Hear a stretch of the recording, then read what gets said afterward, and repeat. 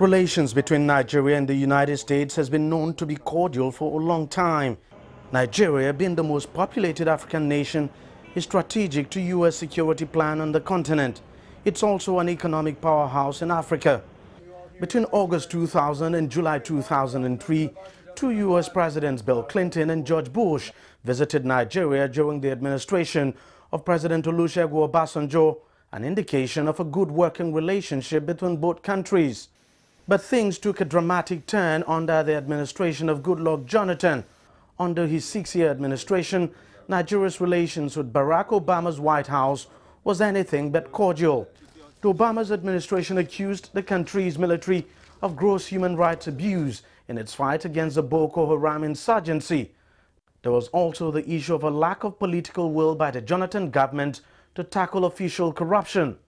In July 2014, the U.S. terminated the import of crude from Nigeria. The same year, the Nigeria Armed Forces abruptly cancelled joint military training in reaction to U.S. reluctance to provide military hardware to engage Boko Haram. Nigeria is obviously one of the most... Relations have since warmed up again between both countries with the election of President Muhammadu Buhari. 2 months after his inauguration, Buhari was a guest of the White House on the invitation of President Barack Obama.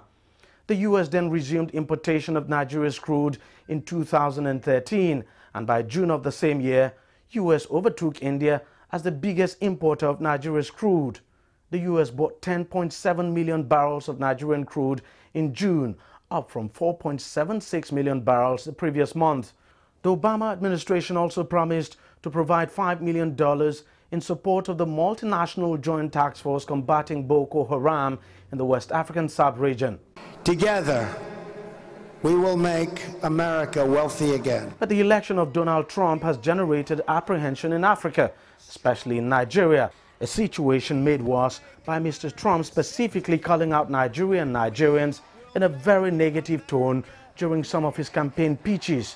Questions are now being asked whether the renewed boost in relations between both countries will endure. What we need to do is to go on the charm offensive, get Mr. Trump interested, and speak the language of interest that he's very much emphasized through his campaign, even in the aftermath of his election. I think there are a lot of win-wins for both sides to construct, but it would not happen unless we take the initiative to reach out and come to the table with a very concrete agenda on the number of things we think we can do together, and to emphasize to Mr. Trump that there is something in it for America too. Quite a number of African countries are still watching, including Nigeria, if I may say that, because people don't really seem to know which direction Trump himself is going to go. But with the recent nominations for his cabinet, people are beginning to find out or determine what is going to be the shape and the direction is going to go. I think by and large Africans and African leaders would sit down and they would really consider their chances and try to align with whatever policies he brings out. Nigeria-U.S. relationship under Obama and Buhari is undoubtedly mutual and cordial. But how this relationship will pan out under Trump's presidency is still a puzzle that can only be solved with time.